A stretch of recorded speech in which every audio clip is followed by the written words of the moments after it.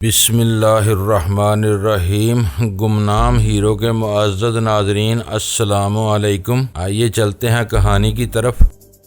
وہ تمہاری دوست ہے تو میں نے رات تمہاری دوست ہی سمجھا اور اسی حوالے سے اس کی یہاں آمد پر میں نے انہیں ٹریٹ کیا ہے۔ یہ تو ان سے بات چیت کے بعد مجھے معلوم ہوا کہ نادیہ صدف کی کزن اور ڈی ایس پی کی بیٹی ہے، یا ہمارے درمیان اب تک نارمل انداز میں گفتگو ہوئی ہے۔ میں سمجھ نہیں سکا تم کیا پوچھنا چاہتے ہو، کیا کوئی گڑبڑ ہو گئی ہے؟ ابھی تک تو کوئی گڑبڑ نہیں ہوئی پاشا صاحب، میں نے تامل کرتے ہوئے کہا، لیکن کوئی بھی بڑی گڑبڑ ہو سکتی ہے۔ آپ یہ بتائیں نارمل انداز میں آپ لوگوں کے درمیان کس قسم کی باتیں ہوئی ہیں، خاص طور پر صدف نے آپ سے، اور آپ نے صدف سے کیا کہا ہے؟ سچی بات تو یہ ہے کہ مجھ سے صدف ہی نے گفتگو کی ہے۔ وہ ٹھہری ہوئی آواز میں بولا، نادیہ نے تو جیسے اپنے ہونٹ پر خاموشی سجا رکھی ہے، اس کی حیثیت مجھے شامل باجا سے زیادہ محسوس نہیں ہوئی۔ ایک لمحے کا توقف کرنے کے بعد وہ دوبارہ گویا ہوا، صدف سے بھی کوئی خاص بات چیت نہیں ہوئی۔ اس نے فلم انڈسٹری اور گاؤں کا ماحول دیکھنے کی خواہش ظاہر کی اور فلم کی شوٹنگ اور دیہات کے فطری ماحول کو دیکھنے کی شائع کیا، اور مجھ سے فرمائش کی ہے کہ میں اس سلسلے میں اس سے تعاون کروں۔ پھر آپ نے کیا کہا؟ میں نے سوالیہ نظر سے پاشا کو دیکھا۔ وہ جزبز ہوتے ہوئے بولا، میں کیا کہتا وجدان، ظاہر ہے فلم انڈسٹری اور گاؤں دیہات کی سیر میری رسائی میں ہے، میں تمہاری دوست کو کیسے انکار کر سکتا تھا؟ میں نے صدف سے وعدہ کیا ہے اس کی خواہش پوری کرنے کی ضرور کوشش کروں گا۔ کیا میں نے یہ کچھ غلط کہہ دیا؟ میں نے اس کے سوال کو نظر انداز کرتے ہوئے کہا، آپ نے اسے یہ تو نہیں بتایا کہ میں کل رکھاں والی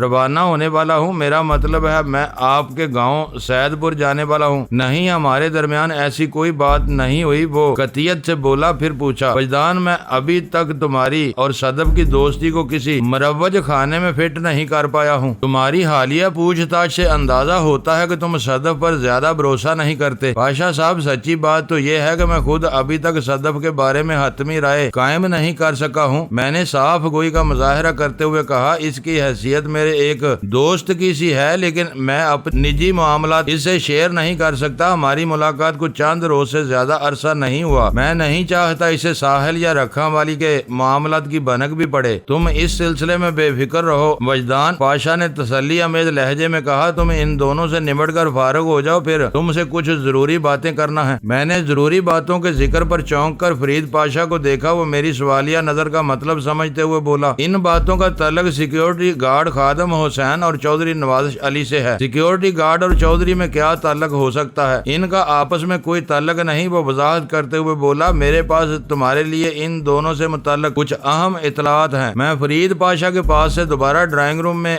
آنے لگا تو ایک خیال کے تحت میں نے پاشا سے کہا، اگر کل میرا یہاں سے روانہ ہونا یقینی ہو جاتا ہے تو میرے جانے کے بعد صدف آپ کے کان اور دماغ کھائے گی، لیکن آپ کسی بھی صورت اسے میرے پروگرام اور عزائم کے بارے میں نہیں بتائیں گے۔ البتہ اگر ممکن ہو تو اسے ایک آدھ فلم کی شوٹنگ دکھانے ضرور لے جائیں۔ میں نے کہا، نا تم ان معاملات کو مجھ پر چھوڑ دو، میں صدف سے ہونے والی مختصر گفتگو سے اس کے منصوبہ جات کو اچھی طرح سمجھ گیا ہوں۔ یار، میں ایک کامیاب فلم پروڈیوسر ہوں، اعلیٰ کوالٹی کے اداکاروں سے دن رات میرا واسطہ رہتا ہے۔ میں نے فنکاروں کے کون سے رنگ ڈنگ نہیں دیکھے، طرح طرح کی کہانیاں، اور ان کہانیوں میں آنے والے پیچیدہ پوشیدہ موڑوں پر میری نگاہ رہتی ہے۔ میں ایک چاول کو دیکھ کا حال بتا سکتا ہوں، تمہاری کہانی کے تمام گوشے بھی مجھ پر آشکار ہو چکے ہیں۔ بات ختم کرتے ہی اس نے معنی خیز انداز میں مجھے دیکھا۔ اس کے دیکھنے میں بڑی خطرناکی پنہاں تھی۔ مجھے یوں محسوس ہوا جیسے وہ اپنی نظر سے میرے دل و دماغ کی اسکیننگ کر رہا ہو۔ میں نے محتاط انداز میں دریافت کیا، مثلاً کون سے گوشے؟ گھبرا گئے؟ وہ میری حالت کے پیش نظر ایک نیچا کہا لگاتے ہوئے بولا، یار تمہارا معاملہ تو کھلی کتاب کے مانند ہے۔ یہ ایک ہیرو اور دو ہیروئن کی کہانی ہے۔ ہیرو ایک ہیروئن کی تلاش میں دنیا جہاں کی خاک چھانتا پھر رہا ہے، جبکہ دوسری ہیروئن اس کی توجہ حاصل کرنے اور اس کے دل تک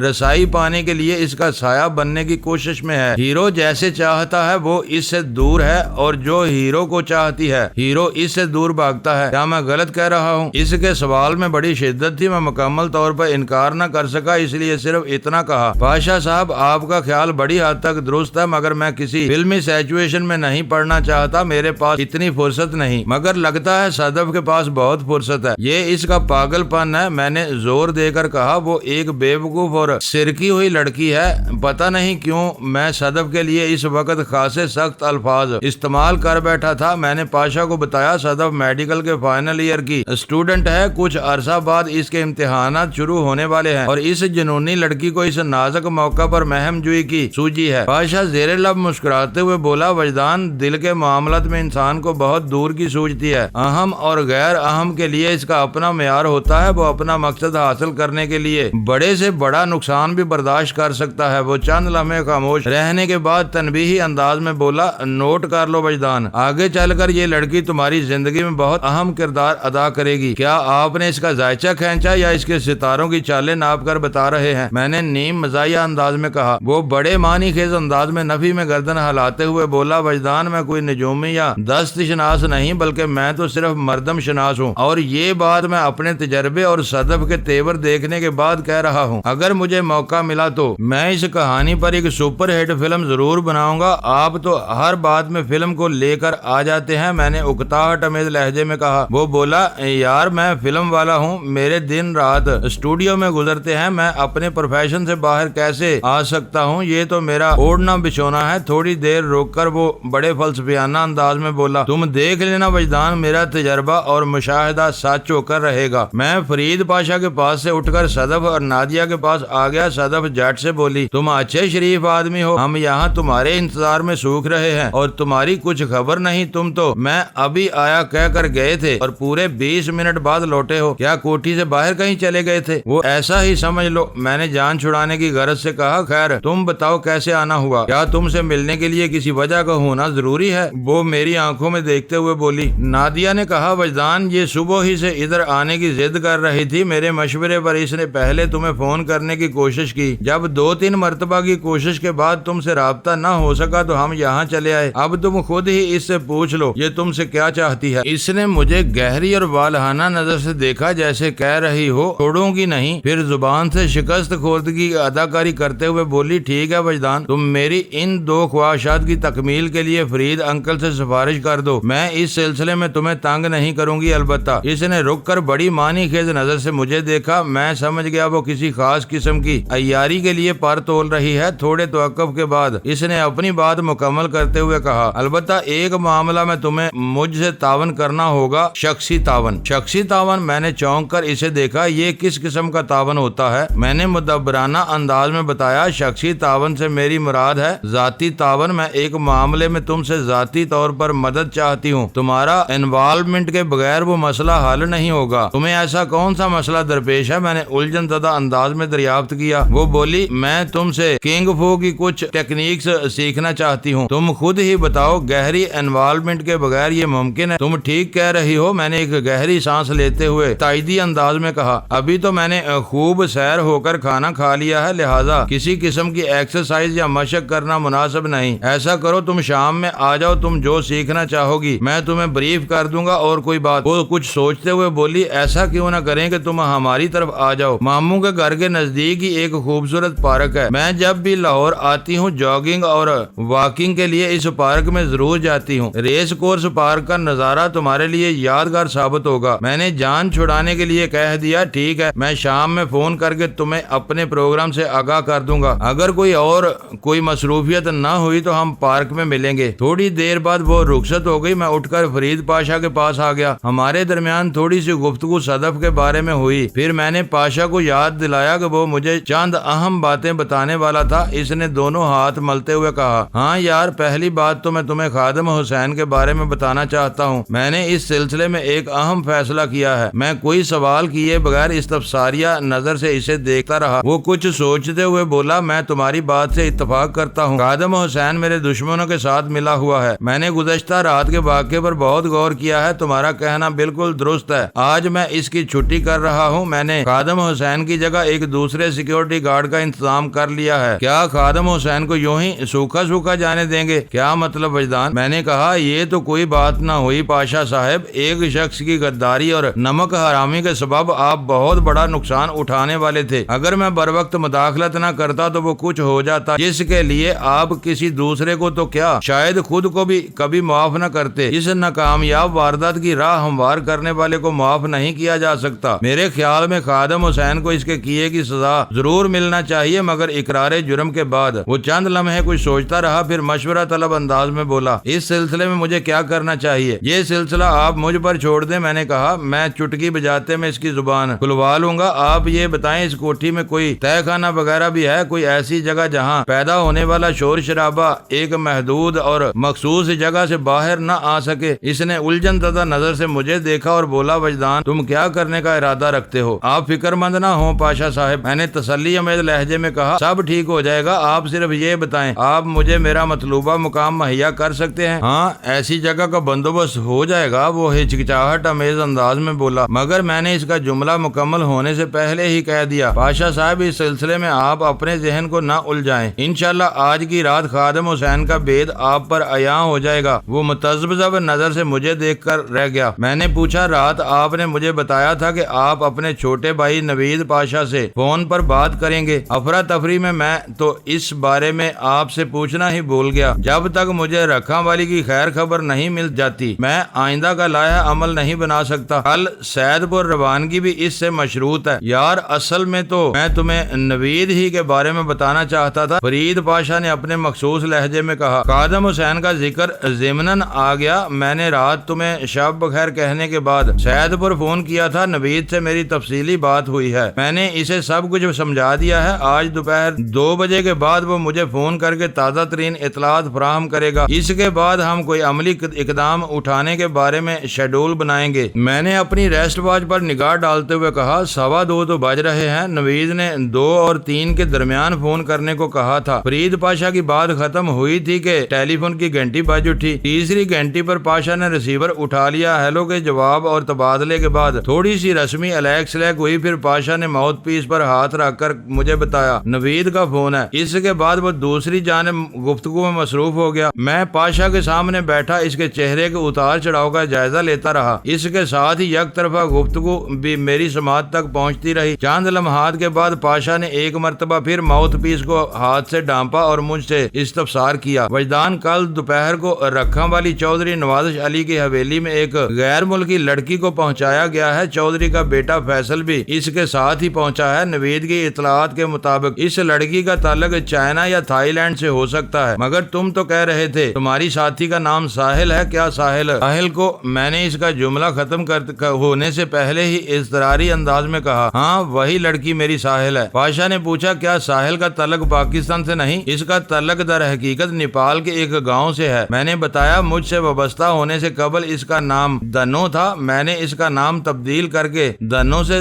ساحل کر دیا۔ وہ اپنے نقش و نگار سے تھائی یا چینی لگتی ہے۔ ساحل کے سراغ نے مجھے یکدم بےقل کر دیا۔ اس بات کا مجھے یقین تھا ساحل کو چودھری نوازش علی کی حویلی میں پہنچایا جائے گا۔ اب نوید کی فراہم کردہ اطلاعات کے بعد میں عین الیقین کے درجے کو پہنچ گیا تھا۔ میرا بس چلتا تو میں پہلی فرصت میں اڑ کر ساحل تک پہنچ جاتا۔ مجھ سے تصدیق کے بعد پاشا اپنے چھوٹے بھائی سے ٹیلی فونک بات چیت میں مصروف ہو گیا تھا۔ لگ بھگ 5 منٹ کی مزید گفت و شنید کے بعد اس نے فون بند کر دیا۔ میں نے سوالیہ نظروں سے اسے دیکھا تو اس نے کہا، وجدان، نوید آج رات کسی وقت یہاں پہنچ رہا ہے، کل صبح تم اس کے ساتھ سید پور روانہ ہو جانا۔ آج رات ہم تینوں مل کر بھرپور میٹنگ کریں گے، اگر میری ضرورت ہوئی تو میں بھی تمہارے ساتھ چلوں گا۔ میں نے کہا، ساحل چودھری کی حویلی میں پہنچ گئی ہے، یہ ایک خوش آئند بات ہے۔ اس تصدیق کے بعد میری منزل کا تعین ہو گیا۔ میرا خیال ہے آپ کو ہمارے ساتھ جانے کی ضرورت پیش نہیں آئے گی، ویسے بھی آپ کی یہاں موجودگی زیادہ ضروری ہے۔ نائلہ بابی ذہنی طور پر منتشر ہو گئی ہے۔ گزشتہ رات والے واقعے نے اسے اچھا خاصا متاثر کیا ہے۔ اگرچہ وہ خود کو بہت سنبھالا ہوا ظاہر کرنے کی کوشش کر رہی ہے، لیکن میں سمجھتا ہوں وہ کوئی معمولی واقعہ نہیں تھا۔ پوری طرح سنبھلنے میں بابی کو کچھ وقت لگے گا۔ ہاں وجدان، میں تمہاری بات سے اتفاق کرتا ہوں، وہ اسباد میں سر ہلاتے ہوئے بولا۔ ویسے اگر مجھے تمہارے ساتھ سید پور جانا پڑا تو میں نائلہ کو بھی اپنے ہمراہ لے کر جاؤں گا، کسی بھی قیمت پر یہاں اکیلا نہیں چھوڑا جا سکتا۔ پھر ہمارے درمیان موجودہ صورتحال پر بات چیت ہونے لگی۔ اسی گفتگو کے دوران میں پاشا نے مجھ سے پوچھا، وجدان، تم چودھری نوازش کے بیٹے فیصل کے بارے میں کتنا جانتے ہو؟ کچھ زیادہ نہیں، میں نے جواب دیا۔ پچھلے دنوں کراچی میں اس کا तज़किरा सुनने में आया था। वो चौधरी के एक खास कारिंदे मियाँ जाहिद हुसैन से मिलने वहाँ गया था। फैसल के बारे में मुझे सबसे पहले डिफेंस सोसाइटी के बंगले B38 में पता चला था कि ग्रे पजारों वाले यकूब उर्फ कूबा की मरम्मत के दौरान में इसने इंकशाफ किया था। इन दिनों रखा वाली से चौधरी नवाजिश का बेटा फैसल कराची आया हुआ है। अजाम बाद जब साहिल और मुमताज को बहादुराबाद चुरंगी से अगवा किया गया तो मुझे खबर मिली। अगवा के बाद अगवा शुदगान को नीपा चुरंगी के नजदीक एक बंगले में पहुंचाया जाएगा। मैंने जब इस बंगले का हदूद अरबा नापने की कोशिश की तो इंकशाफ हुआ वो लोग कश्मीर रोड वाले एक बंगले में मुंतकिल हो गए थे। वहीं से मुझे ये भी मालूम हुआ फैसल और इसके हवारियों ने गुलशन वाले बंगले में रात गुजारी थी। इससे ज्यादा मैं फैसल के बारे में और कुछ नहीं जानता था। मियाँ जाहिद हुसैन को जहन्नम रसीद करते वक्त मैं ये न पूछ सका कि साहिल को किन लोगों के हमरा कराची से रखा वाली रवाना किया गया था। मेरा अपना क्यास था ये मिशन फैसल की निगरानी में अंजाम दिया गया होगा और अब नवीद के फोन ने मेरे इस क्यास की तस्दीक कर दी थी। फैसल का साहिल के साथ रखा वाली पहुंचना ही जाहिर करता है साहिल को मुझसे जुदा करने की तमाम तर जिम्मेदारी फैसल पर आती थी। मुझे ख्यालों में गुम देखकर फरीद पाशा ने कहा, इसका मतलब है तुम फैसल के बारे में वो कुछ नहीं जानते जिस तरफ मेरा इशारा है। आपका इशारा किस तरफ है पाशा साहब? मैंने चौंक कर इसे पूछा। तुम्हारे इस सवाल का जवाब मैं जरूर दूंगा लेकिन इससे पहले तुम्हें मुझसे एक वादा करना होगा। फरीद पाशा ने मानी खेज नजर से मुझे देखा। क्या कैसा वादा? मेरे लहजे में उलझन थी। इससे पहले कि वो मेरे सवाल का जवाब देता नायला ने वहां आकर कहा, अगर आप लोग पसंद करें तो चाय का एक और दौर चलाया जाए। मैंने कहा, अभी थोड़ी देर पहले ही तो चाय पी है, फिलहाल इसकी तलब नहीं। यार तुम भी कमाल करते हो। पाशा अपने मखसूस यार बाश अंदाज में बोला, चाय तो हमने आधा घंटा पहले ही पी थी, क्या वो अब तक पेट में रुकी होगी? पानी और दीगर मशरूबात 10-15 मिनट बाद मेदे से रुखसत हो जाते हैं, इसलिए चाय का दौर चलाने में कोई हर्ज नहीं। मैंने ज्यादा जिद नहीं की और जब नायला ज़ेरे लब मुस्कुराते हुए वहाँ से चली गई तो मैंने अपनी तमाम तर तवज्जो पाशा की जानिब मबजूल कर दी। वो मेरी निगाह में पोशीदा सवाल को समझते हुए बोला, देखो वजदान, हमारे दरमियान कायम होने वाली रफाकत को लगभग 17 घंटे गुजर गए हैं लेकिन मैं महसूस कर रहा हूँ तुम अभी तक तकल्लुफ से काम ले रहे हो। मैं आपकी बात नहीं समझ सका पाशा साहब। बात यह है वजदान के तुम्हारे मुंह से बार बार पाशा साहब का तकल्लुम मुझे अच्छा नहीं लगता। फरीद पाशा दोस्ताना अंदाज में बोला, जब मैं तुम्हें बेतकल्लुफी से वजदान कहता हूँ तो तुम भी मुझे फरीद या फरीद पाशा कह सकते हो। ये साहिब का दुम छल्ला लगाना क्या जरूरी है? अगर आपकी यही ख्वाहिश है तो मैं आइंदा ख्याल रखूंगा। हाँ ना यार, वो खुश दिली से बोला, हमारे दरमियान एतमाद और दोस्ती की फजा कायम हो चुकी है। अगर हम बेतकल्लुफ दोस्तों की तरह एक दूसरे को मुखातब करें तो ज्यादा मजा आएगा। एक लम्हे के तवक्कुफ करके इसने शरारत अमेज अंदाज में इजाफा किया, इस अंदाज से मुझे एक बड़ा फायदा भी हासिल होगा। मैंने जब इस से हासिल होने वाले फायदे के बारे में इस्तफसार किया तो वो खुद ही बताने लगा, यार जब तुम मुझे पाशा या फरीद कहकर मुखातब करोगे तो मैं समझूंगा तुम्हारे ही बैज का हूँ। इस बैज में आते ही मेरी उम्र कम से कम आधी हो जाएगी। खुद को यंग मैन महसूस करना बड़ा मसरूर कुन होता है। ठीक है मिस्टर पाशा, मैंने बेतकल्लुफी से इसे मुखातब किया।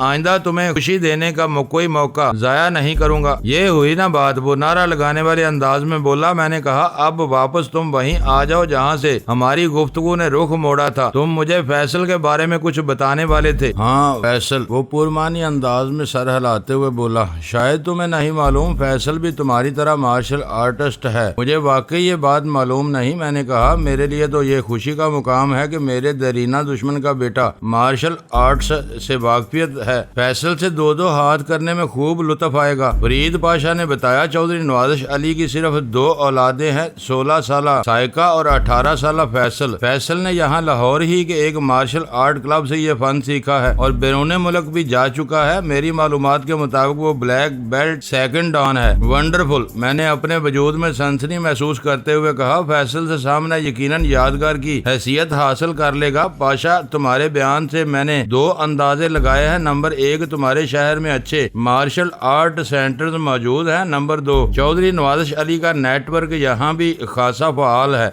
बात खत्म करते ही मुझे एहसास हो गया पाशा के सामने नेटवर्क का जिक्र करना मुनासिब नहीं था। अभी तक हमारे दरमियान चौधरी नवाजिश अली की स्मगलिंग ज़ेरे बहस नहीं आई थी। मेरी बात के जवाब में वो बड़े मानी खेज अंदाज में मुस्कुराया और बहुत ही मोहतात लहजे में सिर्फ इतना कहा, तुम्हारे दोनों انداز درست ہیں۔ ہمارے درمیان مزید تھوڑی دیر تک تازہ ترین حالات پر تبادلہ خیال ہوتا رہا۔ پھر پاشا نے مجھ سے کہا میں آج رات بھی اسٹوڈیو نہیں جا سکوں گا، اس لیے بکھرے ہوئے کام کا کوئی بندوبست کرنا ہوگا تاکہ سیٹ پر موجود فلموں کی شوٹنگ متاثر نہ ہو، اس لیے میں تم سے 2-3 گھنٹے کی رخصت چاہوں گا۔ پھر اس نے رک کر مجھ سے پوچھا تمہارا کیا پروگرام ہے وجدان؟ میں نے ایک لمحے سوچنے کے بعد کہا میں تھوڑی دیر مزید سونا چاہتا ہوں، اگرچہ میں ایک بھرپور نیند لے چکا ہوں مگر ابھی کسر باقی ہے، پتہ نہیں پھر کب سونے کا موقع ملے۔ اچھی بات ہے تم بالائی منزل والے بیڈ روم میں آرام کرو، پاشا نے کہا، جب تک میں ٹیلی فونک رابطے پر اپنا کام نپٹاتا ہوں تمہیں اگر کسی چیز کی ضرورت محسوس ہو تو بلا تردد بلا تکلف کوٹھی کے ملازم کو حکم دینا۔ میں پاشا کے پاس سے اٹھ کر اوپر خوابگاہ میں آ گیا۔ میں عام طور پر دن میں سونے کا عادی نہیں ہوں، اس سے میں نے سونے کی بات اس لیے کی تھی کہ کوئی مجھے ڈسٹرب نہ کرے۔ میں تیزی سے بدلتے ہوئے حالات پر غور کرنا چاہتا تھا۔ فرید پاشا اور نوید پاشا کا تعاون اپنی جگہ، لیکن مجھے اپنے لیے ایک لائن آف ایکشن تیار کرنا تھی جو صرف اور صرف مجھ تک محدود رہتی۔ میں اپنی ناواقفیت اور اجنبی ماحول سے آشنائی کے ذیل میں پاشا برادران سے ضرور مدد لیتا، مگر ساحل کو چودھری نوازش علی کے چنگل سے چھڑانا خالصتاً میرا مشن تھا۔ میں اس پروجیکٹ میں کسی اور کا حصہ شامل نہیں کرنا چاہتا تھا اور مجھے اپنے زورے بازو پر کامل بھروسہ تھا۔ میں نے بیڈ روم میں داخل ہونے کے بعد دروازہ اندر سے بند کر دیا، پھر میں جیسے ہی پلٹا بیڈ پر اداؤں کی دیوی ڈارلنگ کو براجمان پایا۔ جب میں نے کمرے میں قدم رکھا تھا تو وہ وہاں موجود نہیں تھی، یا تھی تو کسی ایسے زاویے سے فروکش تھی کہ میری نظر اس تک رسائی حاصل نہ کر سکی۔ بہرحال مجھ سے نگاہ ملتے ہی وہ مخصوص انداز میں مسکرائی اور میاؤں کی آواز نکالتے ہوئے ایک لمبی جمپ کے ساتھ بیڈ سے نیچے اتر گئی۔ میں نے دانستہ اسے نظر انداز کیا اور بیڈ کے بجائے ٹیبل چیئر کی جانب قدم بڑھا دیے۔ وہ سمجھی میں اسے دبوچنے کے لیے آگے بڑھا ہوں۔ وہ اٹکھیلیوں کے انداز میں اچھل کود مچاتے ہوئے مجھ سے دور چلی گئی۔ میں نے آرام دہ کرسی پر خود کو گرایا اور نیم دراز ہو کر آنکھیں بند کر لی۔ بند آنکھوں کے پیچھے ساحل کا چہرہ روشن ہو گیا۔ اس وقت ساحل کے چہرے سے واقعی ایک نور سا پھوٹ رہا تھا۔ مجھے اچھی طرح یاد ہے میں نے اس شدت سے کسی کو نہیں چاہا ہوگا جتنا میں ساحل کے لیے بے قرار تھا۔ وہ میری رگو جاں کی حیثیت اختیار کر چکی تھی اور اس نازک ترین رگ پر ایک خون آشام افریت چودھری نوازش علی نے اپنے نکیلے دانت گاڑ رکھے تھے۔ مجھے ان صفاق دانتوں کو توڑنا تھا، انہیں جڑ سے اکھاڑنا تھا اور اپنی ساحل کو رہائی دلانا تھی۔ ساحل کی رہائی میں میری بقا تھی، پتہ نہیں کیوں، میں نہیں جانتا کیوں۔ ساحل کے بغیر مجھے زندگی کا تصور محال اور ادھورا لگتا تھا۔ ہر انسان اپنی تکمیل چاہتا ہے، میں بھی ساحل کے بغیر مکمل نہیں ہو سکتا تھا۔ وہ مجھے اتنی شدت سے یاد آ رہی تھی کہ دل کی نازک رگیں ٹوٹتی ہوئی محسوس ہوئی۔ چودھری نوازش بہت ہی کایاں اور دشمن کمینہ ثابت ہو رہا تھا۔ میں نے اسے جتنا خبیث ایسٹیمیٹ کیا تھا وہ 1000 گنا اس سے بڑھ کر تھا۔ پاکستان میں آمد کے بعد مجھے اس کی طاقتور اور اختیار کا صحیح طور پر اندازہ ہو رہا تھا۔ ویسے تو اس نے سنگاپور اور تھائی لینڈ میں بھی مجھے سکون کا سانس نہیں لینے دیا تھا۔ خود در پردہ رہ کر اپنے مہروں کی مدد سے اس نے میری زندگی کو مشکل سے مشکل تر بنانے کی کوشش کی تھی اور میں نے ہمیشہ بڑی چابک دستی سے اس کے مہروں کو پیٹا تھا، مگر میرے پاکستان میں آنے کے بعد وہ اچانک حد سے زیادہ گرم ہو گیا تھا۔ تاہم یہاں بھی میں نے اسے اتنی چوٹیں دی تھی کہ اسے زخم چاٹنے کے سوا کوئی کام نہیں رہ گیا تھا۔ خاص طور پر میاں زاہد حسین کا حشر کسی عبرت نگاہ سے کم نہیں تھا۔ میں نے یہ بات خاص طور پر محسوس کی تھی کہ پاکستان میں میری آمد کے بعد اس کی یہی کوشش رہی کہ میں اس تک نہ پہنچ سکوں۔ وہ میرے مشن کی راہ میں رکاوٹیں ڈالتا رہا اور میں ایک ایک کر کے ان رکاوٹوں کو صاف کرتے ہوئے اس کے قریب پہنچ چکا تھا۔ چودھری کے اس طرز عمل یا پالیسی سے یہ بات صاف واضح ہوتی تھی کہ وہ مجھ سے خوفزدہ ہے، بے حد خوفزدہ۔ ایک طرف وہ مجھے خود سے دور رکھنا چاہتا تھا اور دوسری جانب اسے اس دفینے کی بھی تلاش تھی جس کی کنجی میرے پاس تھی۔ وہ دفینہ تو اب اس کے ہاتھ آنے والا نہیں تھا۔ آخری اطلاعات کے مطابق متروک کنویں کا قیمتی راز یہودی النسل مسٹر نیل آرمر کی نگرانی میں حاصل کر لیا گیا تھا، جو بہت جلد شعیب غوری تک پہنچنے والا تھا اور اب تک پہنچایا جا چکا تھا۔ اس خزانے کا ایک حصے دار میں بھی تھا۔ یہ حصہ مجھے ایک ایسے شخص سے وصول کرنا تھا جو دوستی کی آڑ میں دشمنی کا ماہر تھا۔ اس ماہر کی مہارت کو میں ہر ممکنہ مخرج سے خارج کرنے کا تہیہ کیے بیٹھا تھا۔ ساحل اور چودھری نوازش علی کے بارے میں سوچتے ہوئے اچانک رخش خیال شعیب غوری کی طرف مڑ گیا تھا۔ اس کے ساتھ ہی مجھے آستین کے اس سانپ کی کار فرمائیاں یاد آنے لگی۔ شعیب کا چہرہ میری نظر میں جس قدر مکروہ شکل اختیار کر چکا تھا، اس کے بعد اس کے ساتھ جتنا بھی سفاق سلوک کیا جاتا کام تھا وہ صرف میرا ہی نہیں، اس قوم، اس ملک اور اس سرزمین کا بھی مجرم تھا۔ ایسے مجرموں کا بڑا بھیانک انجام ہونا چاہیے۔ اچانک مجھے یوں محسوس ہوا جیسے کوئی مجھ پر نگاہ گاڑے بیٹھا ہو۔ میں نے بے اختیار آنکھیں کھول دی، کمرے میں کوئی بھی نہیں تھا، حتیٰ کہ ڈارلنگ بھی مجھے کہیں نظر نہ آئی۔ میں اپنے اس اچھوتے احساس کو نظر انداز نہیں کر سکتا تھا۔ کی ایڈوانس مشقوں نے میرے باطنی حواس کو بڑی تیزی سے بیدار کرنا شروع کر دیا تھا اور آئے روز مجھے نت نئے تجربات ہو رہے تھے، مگر ان تجربات کو رقم کرنے کی مجھے مہلت نہیں مل رہی تھی۔ زندگی اس قدر مصروف ہو کر رہ گئی کہ اپنے بارے میں سوچنے کے لیے بھی بڑی مشکل سے فرصت ملتی تھی۔ دوبارہ مجھے وہی احساس ہوا تو میں کرسی سے اٹھ کھڑا ہو گیا۔ اسی لمحے مجھے اپنے عقب میں کسی گڑبڑ کا احساس ہوا۔ اس جانب دیوار میں ایک کھڑکی بنی ہوئی تھی جس پر دبیز پردے کھینچے تھے۔ پہلے میں یہی سمجھا کہ ڈارلنگ مجھے چھیڑنے کے لیے کسی کارروائی میں مصروف ہے، لیکن دوسرے ہی لمحے مجھے اپنا خیال تبدیل کرنا پڑا۔ میں نے اس پردہ دار کھڑکی کے پیچھے قدموں کی چاپ سنی، کوئی وہاں سے ہٹ رہا تھا، دور جا رہا تھا۔ وہ انسانی قدموں کی چاپ تھی، لہٰذا اس آواز کو ڈارلنگ کے کھاتے میں نہیں ڈالا جا سکتا تھا۔ میرا احساس غلط نہیں ہو سکتا تھا۔ جس دوران میں آنکھیں بند کیے کرسی پر بیٹھا رہا، کوئی کھڑکی کے پیچھے چھپ کر مجھے دیکھتا رہا تھا۔ میں کھڑکی کے نزدیک آیا تو اس بات کی تصدیق ہو گئی، کھڑکی کے کونے سے ذرا سا پردہ سرکا ہوا تھا جو پہلی نظر میں دیکھنے میں نظر نہیں آتا تھا، اور وہ پردہ دانستہ سرکایا گیا تھا تاکہ کمرے کے اندر مجھے واچ کیا جا سکے، اور یہ حرکت کسی بیرونی شخص کی نہیں ہو سکتی تھی۔ اس آخری خیال نے مجھے ریڈ الرٹ کر دیا۔ میں تیزی سے سوچتے ہوئے دروازے کے پاس آیا۔ بلٹ کو میں نے آواز پیدا کیے بغیر گرایا اور بے آہستگی دروازہ کھول کر باہر جھانکا، وہاں کوئی بھی نہیں تھا۔ دروازے میں کھڑے ہو کر کھڑکی کا وہ بیرونی حصہ نظر آ رہا تھا جہاں چند لمحے پہلے میں نے گڑبڑ محسوس کی تھی، مگر اب وہاں کوئی گڑبڑ تو کیا، گڑبڑ کرنے والے کے آثار بھی موجود نہیں تھے۔ میں دروازہ بند کر کے بیڈ روم میں ٹہلنے لگا اور ٹہلتے ٹہلتے سوچنے لگا، میری خفیہ نگرانی کی ضرورت کسے پیش آ سکتی ہے؟ فرید پاشا، اس کی بیوی نائلہ کو میں نے فوراً ذہن سے جھٹک دیا۔ ان دونوں سے اس قسم کی حرکت کی کوئی توقع نہیں کی جا سکتی تھی۔ اس کے بعد گھریلو ملازمین کی طرف دھیان جاتا تھا جس کے بارے میں سوچتے ہوئے میں سیکیورٹی گارڈ خادم حسین پر اٹک کر رہ گیا۔ گزشتہ رات ہونے والے واقعے کے بعد خادم حسین ہٹ لسٹ پر تھا اور آنے والی رات میں اس کا کیا پانچا ہونے والا تھا۔ میں خادم حسین پر توجہ مرکوز رکھتے ہوئے بیڈ روم کی بیرونی جانب کھلنے والی کھڑکی کے پاس آ گیا۔ اس کھڑکی سے کوٹھی کا سامنے والا حصہ دور تک نظر آتا تھا۔ میں نے ذرا سا پردہ ہٹایا اور کوٹھی کے داخلی گیٹ پر نظر ڈالی۔ میری سوچ میں چونکہ خادم حسین تھا اس لیے غیر ارادی طور پر اسے دیکھ رہا تھا۔ گارڈ روم خالی تھا۔ میں محتاط نظر سے گرد و پیش کا جائزہ لینے لگا اور جلد ہی میری مراد بار آئی۔ میں نے سیکیورٹی گارڈ کو کوٹھی کے گیٹ پر نمودار ہوتے دیکھا۔ وہ یقیناً کوٹھی کے اندر سے آیا تھا۔ مستقل طور پر گیٹ پر متعین رہنا اس کے فرائض میں شامل تھا۔ وہ گیٹ کو چھوڑ کر اگر بن بلائے کہیں گیا تھا تو یہ بات اس کے ذہنی فطور کی نشاندہی کرتی تھی۔ پھر جلد ہی اس فطور کی تصدیق بھی ہو گئی۔ سیکیورٹی گارڈ نے گیٹ سے ملحق اپنے چھوٹے سے کمرے میں داخل ہونے کے بعد چوکنا نظر سے بلائی منزل کی جانب دیکھا۔ مجھے یوں لگا جیسے وہ براہ راست مجھے دیکھ رہا ہو۔ میں پردے کی اوٹ میں تھا اس لیے اس کی نظر مجھ تک رسائی حاصل نہیں کر سکتی تھی، البتہ میں بڑی وضاحت کے ساتھ اس کے چہرے کے تاثرات کا جائزہ لے رہا تھا۔ اس کے چہرے پر مجھے تردد اور الجھن کے آثار دکھائی دیے۔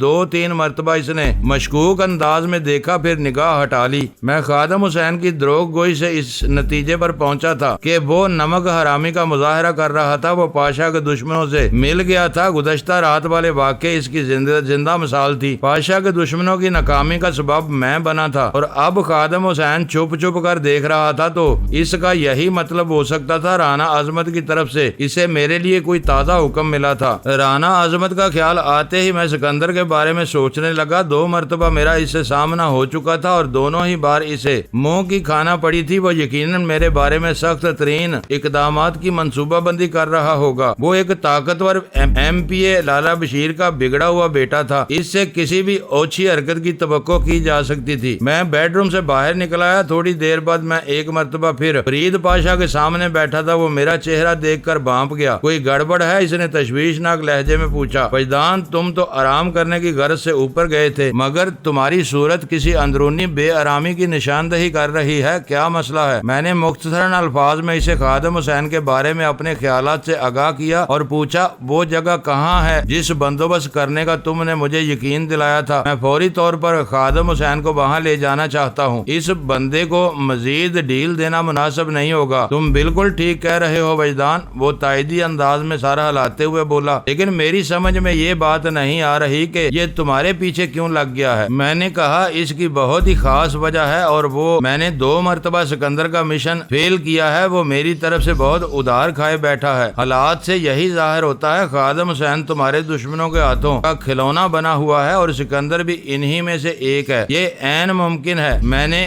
خادم حسین کو میری نگرانی اور ٹو کے سلسلے میں کچھ خصوصی ہدایت جاری کی ہوں۔ ہاں ایسا ہو سکتا ہے، وہ پرسوچ انداز میں سر ہلاتے ہوئے بولا۔ اب میں خادم حسین کو ایک لمحے کے لیے بھی برداشت نہیں کر سکتا۔ تم اس کے ساتھ جو کچھ کرنا چاہتے ہو پہلی فرصت میں کر ڈالو۔ میں نے کہا یہ اسی لمحے میرے حوالے سمجھو، تم نے بتایا تھا دوسرے سیکیورٹی گارڈ کا انتظام ہو گیا ہے، میں خادم حسین کو اپنے ساتھ لے جاتا ہوں، تم دوسرے گارڈ کو ڈیوٹی پر حاضر ہونے کا کہہ دو۔ میں نے ذرا توقف کے بعد اضافہ کیا، اس کے ساتھ ہی چند روز کے لیے اپنی حفاظت کے نظام پر گہری نظر رکھو، دشمنوں کو اپنی طرف سے کوئی موقع نہ دو۔ وہ اسباد میں گردن ہلاتے ہوئے مجھے اس مقام کا سمجھانے لگا جہاں میں خادم حسین کو ٹریٹ کرنے لے جانے والا تھا۔ وہ ایک خالی کوٹھی تھی جہاں کچھ عرصہ پہلے فرید پاشا کی رہائش ہوا کرتی تھی۔ گلبرگ 3 والی کوٹھی میں منتقل ہونے کے بعد مذکورہ کوٹھی میں تالا لگا دیا گیا تھا۔ پاشا اس کوٹھی کو فروخت کرنے کا ارادہ رکھتا تھا، اور یہ کوئی ڈکی چھپی بات نہیں تھی۔ اس کوٹھی میں ایک خفیہ تہہ خانہ موجود تھا۔ بات ختم کرنے کے بعد پاشا نے کہا میں تمہیں اس کوٹھی کی چابیاں دے دیتا ہوں، کیا تم اکیلے وہاں جاؤ گے؟ میں نے کہا کیا خادم حسین نے وہ کوٹھی دیکھ رکھی ہے؟ ہاں یہ 1-2 مرتبہ وہاں گیا ہے۔ پاشا نے پارٹیوں کو کوٹھی دکھانے کے لیے میں اسے اپنے ساتھ لے گیا تھا۔ بس تو پھر ٹھیک ہے، بات بن گئی، میں نے پرخیال انداز میں کہا۔ پاشا نے ایسی نظر سے مجھے دیکھا جیسے بات اس کے پلے نہ پڑی ہو۔ میں نے وضاحتی انداز میں کہا تم نے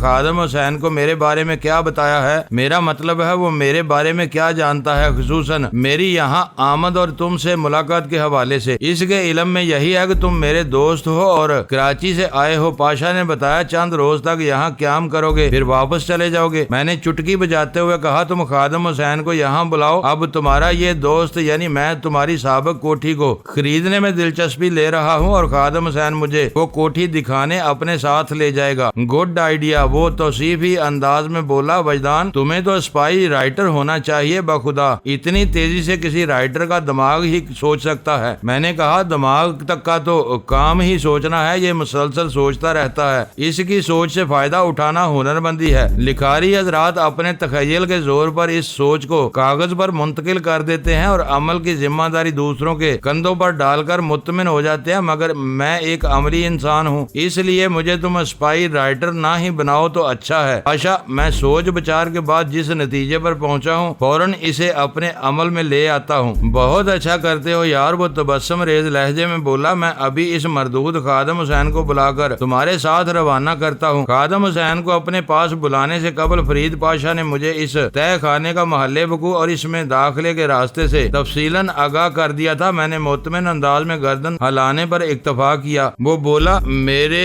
گیراج میں اس وقت 3 گاڑیاں کھڑی ہیں، تم جو بھی لے جانا چاہو لے جا سکتے ہو۔ میں نے وہ گاڑیاں دیکھی ہیں، میں نے کہا وہ تینوں جدید اور قیمتی گاڑیاں ہیں، لیکن ایک بات کی مجھے حیرت ہے، تم نے ان گاڑیوں کو ڈرائیور کرنے کے لیے کوئی ڈرائیور وغیرہ نہیں رکھا ہوا۔ وہ زیر لب مسکراتے ہوئے بولا ڈرائیور ہے، لیکن آج کل وہ اپنے گاؤں چھٹی پر گیا ہوا ہے، 2-3 دن میں واپس آنے والا ہے۔ مشتاق ڈرائیور کی بہن کی شادی ہے، وہ تینوں گاڑیوں کو بڑی مہارت سے چلاتا ہے۔ نائلہ کا خیال تھا ہم 10 دن کے لیے کسی اور ڈرائیور کو ارینج کر لیتے ہیں، لیکن میں نے یہ مناسب نہ سمجھا۔ کبھی کبھار خادم حسین بھی ڈرائیور کے فرائض سر انجام دے لیتا ہے، مگر اب تو میں اسے کسی گاڑی کو ہاتھ نہیں لگانے دوں گا۔ وہ آج آخری مرتبہ تمہاری گاڑی کو ڈرائیو کرے گا فرید، میں نے معنی خیز انداز میں کہا، اس کے بعد تو اسے نوکری سے نکال دیا جائے گا۔ بتاؤ اس دفعہ خادم حسین سے کون سی گاڑی کی ڈرائیوری کرائی جائے؟ میرا خیال ہے تم نسان لے جاؤ۔ فرید پاشا نے کہا نسان پٹرول عام طور پر میرے استعمال میں رہتی ہے، یہ بڑی قابل اعتماد جیپ ہے۔ نسان پٹرول کے علاوہ پاشا کے گیراج میں